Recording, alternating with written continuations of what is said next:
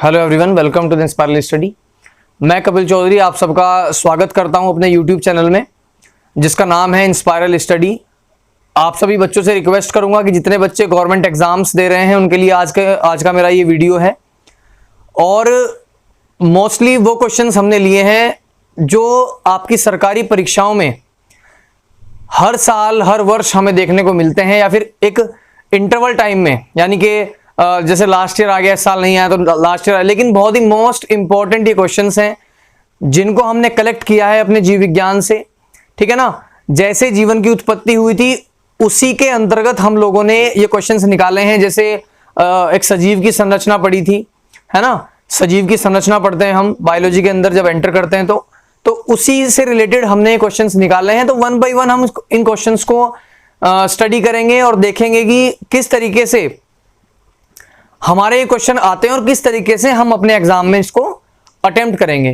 ठीक है, इनमें से 2-3 क्वेश्चन मैंने भी यहां मेंशन किए, लेकिन यहां मेरे पास टोटल 15 क्वेश्चंस हैं जो हर साल आपको अपने एग्जाम में देखने को मिलते हैं। यहां तक कि ये क्वेश्चन इतने इंपॉर्टेंट है कि पिछले कुछ वर्षों में यूपी पीसीएस के एग्जाम में और आईएएस के एग्जाम्स में भी ये आए हैं। ठीक है, तो चलिए शुरू करते हैं अपने पहले क्वेश्चन से। देखते हैं, सबसे पहला क्वेश्चन जो हमारे सामने है वो है हमारा ब्रह्मांड किससे मिलकर बना है।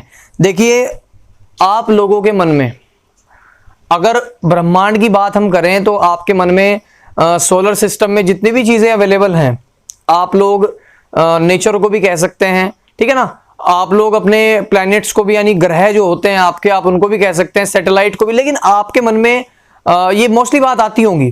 ठीक है, लेकिन एग्जैक्ट जो आंसर है इनका आपको जो एग्जाम में मिलेगा उसी आंसर को अटेम्प्ट करने के बाद आपको आपका मार्क्स मिलता है। ठीक है, लेकिन कई बार हम लोग अपने ही एक तार्किक लेवल से आंसर दे देते हैं और वो आंसर हमेशा गलत होते हैं। ठीक है, तो चलिए बताते हैं आपको कि हमारा ब्रह्मांड किससे मिलकर बना होता है। देखिए, सिंपल सी बात है कि हमारा जो ब्रह्मांड है, पहली बात तो यही है कि हम लोग केमिस्ट्री के अंदर पढ़ते हैं कि मैटर, कि हर चीज मैटर है। तो यहां जो हमारा ब्रह्मांड का जिससे मिलकर के बना है उसका जो मेन आंसर है वो सबसे पहला है मैटर, यानी इसका उत्तर पदार्थ होता है। ठीक है, पदार्थ होता है। नंबर 2, इसी की अगर हम बात करेंगे तो पदार्थ के साथ साथ, देखिए आपको पता है, आप लोगों ने मैटर पढ़ा होगा, तो साथ साथ हम एनर्जी को भी पढ़ते हैं। तो मैटर और एनर्जी यानी ऊर्जा। ठीक है, यानी हमारा जो क्वेश्चन का आंसर है वो है एनर्जी एंड मैटर। यानी सबसे पहला क्वेश्चन है कि हमारा ब्रह्मांड किससे मिलकर के बना हुआ, तो हमारा ब्रह्मांड किससे मिलकर के बना है? पदार्थ और ऊर्जा से। ठीक है, पहला क्वेश्चन कवर अप हो गया। नए क्वेश्चन की तरफ बढ़ते हैं। नया क्वेश्चन हमारे पास क्या है? देखिए, क्वेश्चन को अगर आप ध्यान से पढ़ेंगे, ठीक है, तो मे बी ये क्वेश्चंस आपके सरकारी एग्जाम में, आप चाहे वो कोई भी एग्जाम हो, किसी भी लेवल का हो, उनमें ये क्वेश्चंस आते हैं। ठीक है, और इन बातों का आपको जानना बहुत जरूरी है। नया क्वेश्चन जो मेरे पास है, सजीव पदार्थ के संयोजन में कितने तत्व भाग लेते हैं? ठीक है, सजीव पदार्थ के संयोजन में, देखिए सजीव पदार्थ क्या होता है? एक ऐसे मैटर की बात कर रहे हैं जो लिविंग है। ठीक है ना, लिविंग मैटर की बात कर रहे हैं, यानी कि सजीव में हम भी हो सकते हैं, तो हम भी एक मैटर ही हैं। तो उसी सजीव पदार्थ की यहां बात हुई है। तो सजीव पदार्थ के संयोजन में कितने तत्व भाग लेते हैं? आप लोग सोच सकते हैं कि आपकी बॉडी के अंदर कितने तत्व होंगे। तत्व का मतलब एलिमेंट आप लोग सभी लोग समझते हैं। ठीक है, सभी लोग समझते हैं इसको। तो आप लोग इमेजिन कर सकते हैं कि आपके बॉडी के अंदर, आपके शरीर के अंदर कितने तत्व भाग लेते हैं। ठीक है, तो यहां मैं आपका डाउट क्लियर कर देता हूं। कई बार ऑप्शन में आ जाता है 22 तत्व, आप लोग कंफ्यूज जाते हैं कि 22 तो नहीं होंगे। कई बार आता है कि 7 तत्व, कई बार आप लोग 7 तत्व अगर आपके एग्जाम में आता है तो उसको आप लगाते, क्योंकि आप लोग कुछ गिने चुने तत्व के बारे में ही जानते हैं। जैसे हमारी बॉडी के अंदर आपका आयरन है, ठीक है, उसके बाद पोटेशियम है, उसके बाद हम लोग ऑक्सीजन का यूज करते हैं, हमारे पास CO2 भी आती है। तो ऐसे आप कुछ 5, 6, 7, 8 जैसे ही तत्वों का आप लोग जानते हैं, तो उसी तरीके से आप लोग उसमें टिक लगा कर जाते हैं, लेकिन वो गलत है। ठीक है, आपकी इंफॉर्मेशन के लिए मैं बता दूं कि सजीव पदार्थ के संयोजन में, यानी किसी सजीव पदार्थ को बनाने में आपके कुल 27 तत्वों का यूज होता है। ठीक है, कुल कितने तत्वों का यूज होता है? 27 तत्वों का यूज होता है। उसमें कार्बन भी है, उसमें ऑक्सीजन भी है, उसमें आपका आयरन भी है, पोटेशियम भी है, नाइट्रोजन भी है। तो बहुत सारे ऐसे तत्व होते हैं जिनमें सजीव पदार्थ के संयोजन में उसका यूज होता है। ठीक है, तो कुल ऐसे 27 तत्व हैं जो सजीव पदार्थ के संयोजन में उपयोग में लाए जाते हैं। ठीक है, या उपयोग में आते हैं। ठीक है, नया क्वेश्चन जो है हमारा, सजीव पदार्थ के संयोजन में कितने तत्व भाग लेते? तो हो गया। अब नया जो हमारा क्वेश्चन है, क्वेश्चन नंबर 3, देखिए 1 बाय 1 हम सभी क्वेश्चंस को जानने की कोशिश कर रहे हैं। तो आप लोगों से मैं उम्मीद करूंगा कि ये क्वेश्चंस को आप ध्यान से पढ़ें और इनको अपनी कॉपी में नोट डाउन करें, अपने नोट्स बनाएं, क्योंकि ललित सर के कहने पर ये वीडियो आपके द्वारा, मेरे द्वारा आपको प्रोवाइड की जा रही है। ठीक है, तो इस वीडियो को बिल्कुल लास्ट तक देखें, स्टार्टिंग से लेकर के एंड तक, क्योंकि आप लोग जानते हैं कि मेरी वीडियो देखने के बाद आपको कुछ ना कुछ हासिल जरूर होगा। ठीक है, तो ये ऐसे क्वेश्चंस हैं जो हर साल आपके एग्जाम में आते हैं। तीसरा क्वेश्चन हम देखते हैं, हमारे पास तीसरा क्वेश्चन क्या है कि कवक की कोशिका भित्ति किसकी बनी होती है? ठीक है, इंग्लिश वाले बच्चे जो हैं, मैं आपको बता दूं कि इस कवक को हम फंजाई कहते हैं। ठीक है, फंजाई की सेल वॉल यहां पूछा है। कवक की कोशिका भित्ति किसकी बनी होती है? मोस्टली बच्चे जो देख रहे होंगे मेरी वीडियो, उन्होंने यही पढ़ा होगा कि सर कवक की कि जो कोशिका भित्ति है यानी जो सेल वॉल है वो सेल्यूलोज की बनी होती है। कितने बच्चों ने, अच्छा मुझे कमेंट करके बताना कि कितने लोग जानते हैं कि सेल्यूलोज की बनी हुई होती है सेल वॉल। ठीक है, कितने लोगों ने ये पढ़ा है कि सेल्यूलोज की हमारी सेल वॉल बनी होती है? देखिए, मैं ये नहीं कहूंगा कि आप लोगों ने गलत पढ़ा है, सेल वॉल वाकई सेल्यूलोज की बनी होती है, लेकिन यहां एक एक्सेप्शन है आपके कवक में। ठीक है ना, कवक की जो सेल वॉल होती है वो हमारी बनी होती है, किसकी बनी होती है? काइटिन की बनी होती है। ठीक है, किसकी बनी होती है? तो यहां सेल्यूलोज की नहीं है, यहां जो इसका मेन आंसर है वो है काइटिन। ठीक है, कुछ बच्चे इसको चिटिन भी बोल सकते हैं ताकि आपको स्पेलिंग याद रहे। ठीक है जी, काइटिन की बनी होती है। कई बार आपको ऑप्शन आएगा कि अगर क्वेश्चन पूछा जाता है तो ऐसे पूछा जाता है कि कवक की कोशिका भित्ति किसकी बनी होती है? Option number A cellulose, option number B protein, option number C वसा, या ऑप्शन नंबर 4 काइटिन। तो आप लोग, कई लोग आप यही सोच लेते हैं कि प्रोटीन की बनी होगी क्योंकि भाई बॉडी है। ठीक है ना, कवक पे किसी का ध्यान नहीं जाता है। तो इस कवक की जो सेल वॉल होती है वो हमारी किसकी बनी होती है? काइटिन की बनी होती है। ये बात आप हमेशा ध्यान रखेंगे। नए क्वेश्चन 4th की तरफ बढ़ते हैं हम। 4th क्वेश्चन है हमारा, सजीव पदार्थ कार्बनिक व अकार्बनिक 2 प्रकार के यौगिकों से बने होते हैं। ये आपका क्वेश्चन है, आप लोग नोट करते हैं, मैं बोलता रहूंगा। सजीव पदार्थ कार्बनिक तथा अकार्बनिक 2 प्रकार के तत्वों से मिलकर बने होते हैं। आप लोगों को पता है कि कार्बनिक भी यूज होते हैं सजीव पदार्थ को बनाने में और आपके अकार्बनिक भी। उसके बाद इसमें जो हमारे कार्बनिक पदार्थ होते हैं वो सजीव निर्माण में उनका क्या योगदान है? ठीक है ना, बात समझ में आई कि सजीव पदार्थ कार्बनिक एवं अकार्बनिक 2 प्रकार के यौगिकों से बने होते हैं। इसमें कार्बनिक पदार्थों का सजीव निर्माण में क्या उपयोग है? ठीक है, किस किस का कितना कितना उपयोग है ये भी आपको बताएंगे। ठीक है ना, और सर्वाधिक किसका है और कम किसका है वो भी आपको हम बताएंगे। तो यहां क्वेश्चन नोट कर लीजिए, सजीव पदार्थ कार्बनिक व कार्बनिक 2 प्रकार के यौगिकों से बने होते हैं। इसमें कार्बनिक पदार्थों का सजीव निर्माण में क्या योगदान है? ठीक है, मैं आपको ये बात बता दूं कि ये क्वेश्चन यूपीपीसीएस में आया था और एक बार ये क्वेश्चन आपका दिल्ली पुलिस में भी आया था। तो इसको बहुत ही ध्यान से आप देखेंगे। सजीव पदार्थ के बारे में हमने पढ़ लिया है, तो ये भी जानना है कि किस तरीके से हम इसको समझ सकते हैं। ठीक है, तो सबसे पहली बात मैं आपको आंसर बता दूं इसका कि इसमें आपका जो है प्रोटीन, ठीक है, प्रोटीन, वसाएं और आपका कार्बोहाइड्रेट्स। ठीक है, तो यहां सबसे पहली बात हम लिख लेंगे प्रोटीन, आपका फैट, और नंबर 3 कार्बोहाइड्रेट। ठीक है, कार्बोहाइड्रेट्स। ठीक है जी, तो सजीव निर्माण में कार्बनिक पदार्थ और अकार्बनिक पदार्थ दोनों होते हैं, जिसमें आपका जो कार्बनिक पदार्थ है प्रोटीन, फैट और कार्बोहाइड्रेट्स, इसमें इनका जो योगदान है प्रोटीन का, फैट का और कार्बोहाइड्रेट्स का, ठीक है, इनमें इनका जो योगदान है वो प्रोटीन का है 14%, 14%, ठीक है, और फैट का है 3% और कार्बोहाइड्रेट का है 1%। तो इसको आप ध्यान देंगे, बहुत ही इंपॉर्टेंट ये क्वेश्चन है आपका कि सजीव पदार्थ का जो जिसमें कार्बनिक पदार्थ है प्रोटीन, फैट और कार्बोहाइड्रेट, इसमें परसेंटेज आपकी ये होती है, ये इसका योगदान रहा है।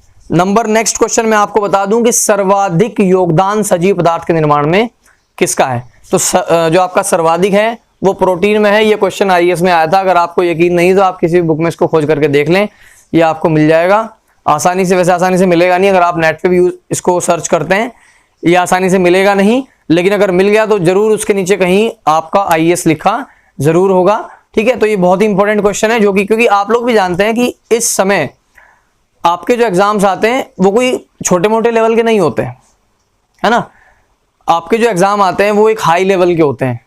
आप लोग सोच नहीं रहे होते वहां तक जहां तक वो लोग सोचते हैं। आपके माइंड का लेवल जो है, आपका जो आईक्यू लेवल है उसको लेकर के सोचते हैं, ठीक है। तो आप लोग उसी लेवल की तैयारी करके चलिए ताकि आपको कहीं दिक्कत ना हो। भाई सिंपल सी बात है, अगर आप लोग आईएएस पीसीएस के बारे में सोचेंगे तो सिंपल सी बात है एसआई का तो निकल ही जाएगा आपका, है ना। अगर आप एसआई के बारे में सोचते हैं तो आपका कम से कम कांस्टेबल निकल जाता है, ठीक है। तो बेसिकली अपनी सोच थोड़ी बड़ी रखिए जिससे कि आपको दिक्कत ना हो क्वेश्चंस में। नेक्स्ट क्वेश्चन की तरफ चलते हैं हम।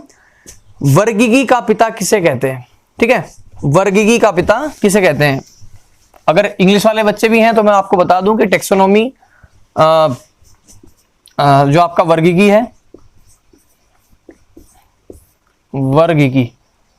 वर्गीकी के पिता नोट कर लेंगे बस आप, कोई दिक्कत नहीं है। ये बहुत ही सिंपल क्वेश्चन है, ठीक है, बहुत ज्यादा टफ नहीं है, इसको आप आसानी से कर सकते हैं, ठीक है। तो वर्गीकी के जो पिता हैं वो हमारे होते हैं कैरोलस लीनियस, ठीक है, कैरोलस लीनियस,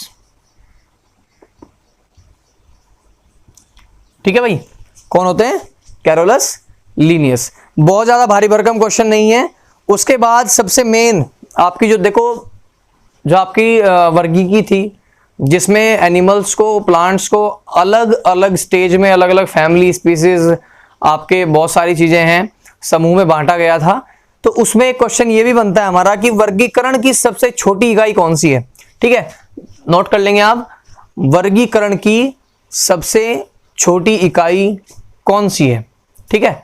वर्गीकरण की सबसे छोटी इकाई कौन सी है। तो सबसे पहले मैं आपको बता दूं इसका आंसर कि वर्गीकी की छोटी इकाई, देखिए वैसे तो उसमें स्पीसीज भी है ना, जो आपका आ सकता है ऑप्शंस में, स्पीसीज आ सकता है, जीनस आ सकता है, फैमिली आ सकता है, ऑर्डर आ सकता है, ठीक है, यानी वर्ग आ सकता है, समूह आ सकता है, पर आपका, लेकिन इसका जो सही आंसर है वो आपका स्पीसीज होता है, ठीक है। क्या होता है, स्पीसीज होता है। तो यहां इस चीज को हम ध्यान देंगे कि किस तरीके से इसको हमें करना है, ठीक है। तो यहां वर्गीकरण की सबसे छोटी इकाई कौन सी है, स्पीसीज है, ठीक है। 5 क्वेश्चंस पे हम आ गए, अपने 5-6 क्वेश्चन हमने कवर कर लिए। अब जो मेन इंपॉर्टेंट क्वेश्चन है उसको आपने ध्यान से सुनना है। मेरा जो क्वेश्चन है आपसे वो ये है, आप लोग नोट कर सकते हैं, वह कौन सा जंतु है जिसमें प्रकाश संश्लेषण की क्रिया संपन्न होती है, ठीक है। वह कौन सा जंतु है जिसमें प्रकाश संश्लेषण की क्रिया संपन्न होती है। अब आप सोचेंगे कि सर तो मजाक कर रहे हैं, है ना। कितने बच्चों ने ऐसा माना कि सर तो मजाक कर रहे हैं, क्वेश्चन तो होता ही नहीं, है ना। जिन बच्चों को ऐसा लगता हो कि वो कमेंट बॉक्स में मुझे बताएं कि सर ऐसा भी होता है क्या कि जंतु प्रकाश संश्लेषण की प्रक्रिया करते हैं। बचपन से हम पढ़ते आ रहे हैं, क्लास 1 में 2, 3, 4, 5, 6, 7, 8 जो भी है, 9, 10, 11, 12 यहां तक हम लोग पढ़ते आ रहे हैं कि पौधे प्रकाश संश्लेषण की प्रक्रिया करते हैं, ठीक है। कितने बच्चे मेरी बात से सहमत है, मुझे जरूर बताएं। तो मेरा क्वेश्चन क्या है कि वह कौन सा जंतु है जिसमें प्रकाश संश्लेषण की क्रिया होती है। प्रकाश संश्लेषण फोटोसिंथेसिस को कहते हैं, जो सनलाइट के द्वारा अपने प्लांट्स फूड बनाते हैं, जिस वजह से हम इनको ऑटोट्रोफ भी कहते हैं, ठीक है। तो ऐसा कौन सा जंतु है भाई सबसे अलग, दुनिया से अलग है, जो पूरा एक्सेप्शन हो रहा है, ठीक है। तो उसका आंसर देखिए, जब क्वेश्चन आता है आपका, ये क्वेश्चन आपका यूपी पीसीएस में, आईएएस में, आपके पुलिस के एग्जाम में, और एक बार जीडी एसएससी जीडी के एग्जाम में भी आया था, ठीक है ना। ये क्वेश्चन बहुत इंपॉर्टेंट है। तो कौन सा जंतु है, ये हमारे सामने टास्क है, कौन सा जंतु है जो प्रकाश संश्लेषण की प्रक्रिया को करता है। तो मेरा आंसर इसमें यह होगा, एक तो होगा युगलीना, ठीक है, क्या होगा, युगलीना, युगलीना और क्लेमाइडोमोनास, क्लेमाइडोमोनास,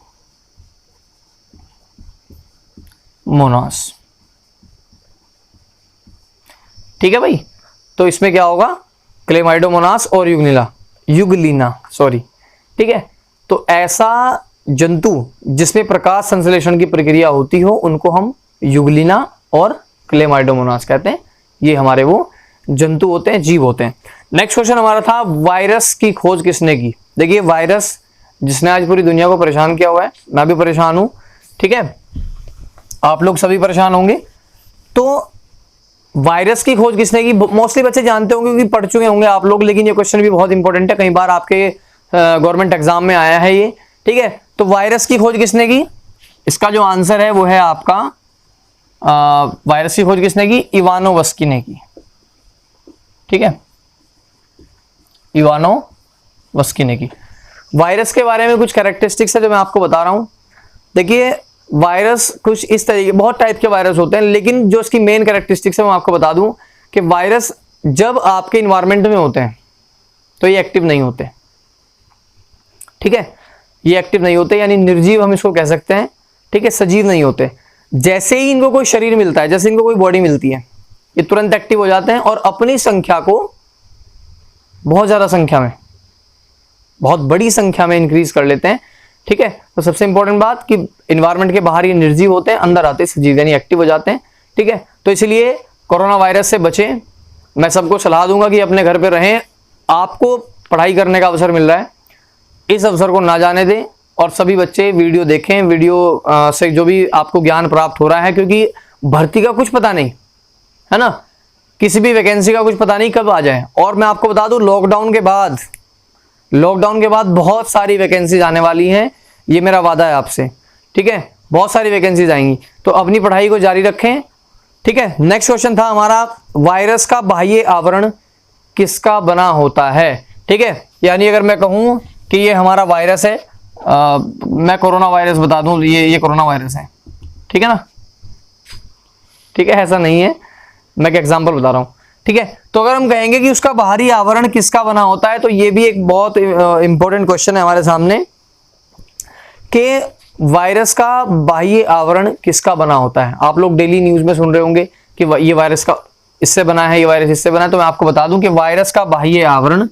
प्रोटीन का बना होता है, ठीक है, प्रोटीन का, किसका बना होता है, प्रोटीन का। बहुत सारे क्वेश्चन आएंगे, सेल्यूलोज भी आ सकता है आपका, काइटिन वगैरह क्वेश्चन आ सकता है, लेकिन आपने वहां प्रोटीन लगाना है, ये आपने पहचानना है कि वायरस का बाह्य आवरण किसका बना होता है। नेक्स्ट क्वेश्चन है, पोलियो का टीका किसने दिया और कब दिया। यूपी पीसीएस का क्वेश्चन है, आप लोग भी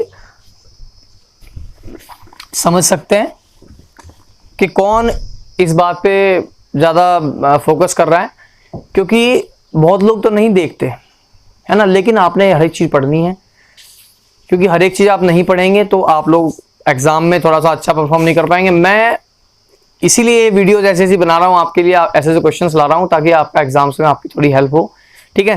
तो पोलियो आप जानते हैं क्या है, सभी लोग जानते होंगे पोलियो क्या है। तो पोलियो जो है, पोलियो का टीका किसने बनाया, साबिन ने बनाया, ये साइंटिस्ट का नाम है साबिन, ठीक है ना।